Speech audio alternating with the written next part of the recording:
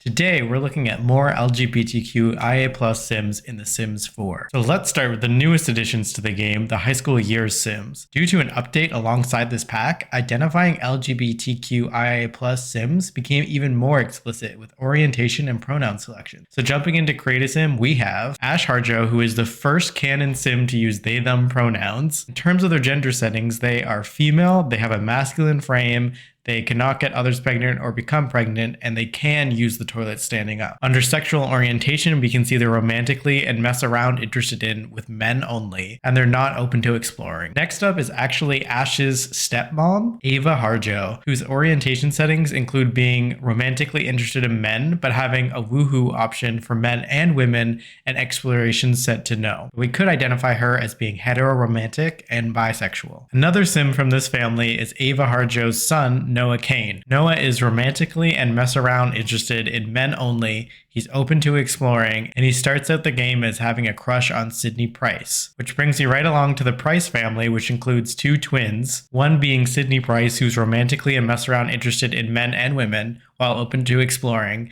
And then Sidney has a twin called Savannah, romantically and mess around interested in no one, and is not open to exploring. So by modern identities, she could be placed as being asexual and aromantic, which would be the first canon Sim to be this way if we're not counting the unflirty trait which some Simmers see as being asexual. Also included in this pack is Molly Prescott, who you'll recognize as the daughter of the principal, who's romantically and mess around interested in women only and is not open to exploring. Outside of these pre-made playable Sims, there's also a couple of NPCs included in High School Years, such as Eloise Hiddlestix, who's the owner of the local thrift and bubble tea shop, and she's romantically and mess around interested in women only and not open to exploring. Similarly, another NPC named Anjelo Morlind is a teacher in High School Years and is romantically and mess around interested in both women and men and is not open to exploring. You'll recognize Ava Harjo from the High School Years trailer, where you can see that they have she, they pronouns listed. Sidney Price was also included in the trailer with having an explicit crush on a Sim that didn't end up getting added into the game, and instead is only available from download from the gallery. Moving on from High School Years, next on the list is the Soto Family,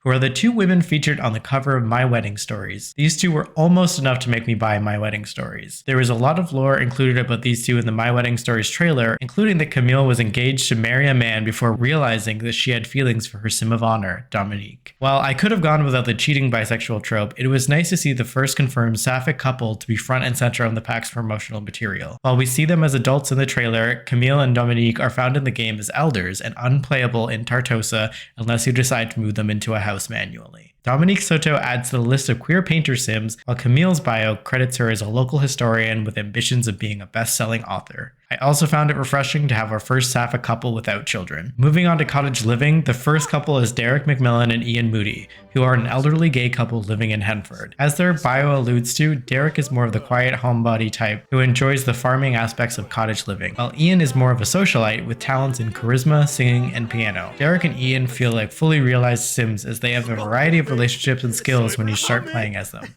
You can even see more details from other packs, like Derek having maximum pet training skills, alluding to him having pets in his youth. Continuing the gay dog dad vibes the heckings started. An unofficial sapphic couple in cottage living is Rahmi Watson and Lavina Chopra. But these two have their own families, with Rahmi being married to Thomas Watson with 3 kids and Lavina being a single mother to Rahul. When you start the game playing as Rahmi, you can see she has a poor relationship with her husband and a guilty sentiment towards him, while having a bitter about breakup sentiment with Lavina. On the other hand, Lavina has a guilty sentiment towards Rahmi, hinting that these two ladies were dating previously, with Lavina calling off the affair. While this is a fun way for the Sims team to show lore and bisexuality, it is annoying to find another cheating bisexual in the game. And lastly, a Sim I didn't know about until people commented on my last video, Paka'a Uha, who is included in Island Living as an unplayable Sim. Paka can be considered a gender diverse Sim since he has custom gender settings from different categories within all traditional masculine and male attributes except for a feminine frame and a feminine hairstyle. As mentioned in my last video, I hesitate to call Sims like this transgender as he uses binary pronouns and as not being confirmed by EA lore to being transgender, but the community has tied Paka to identities under the transgender umbrella due to these settings. That's it for today's video, but I'll be back with another one of these videos as EA adds more LGBTQIA+ representation to the game. Thanks for watching, and if you're subscribed, I'll see you next week.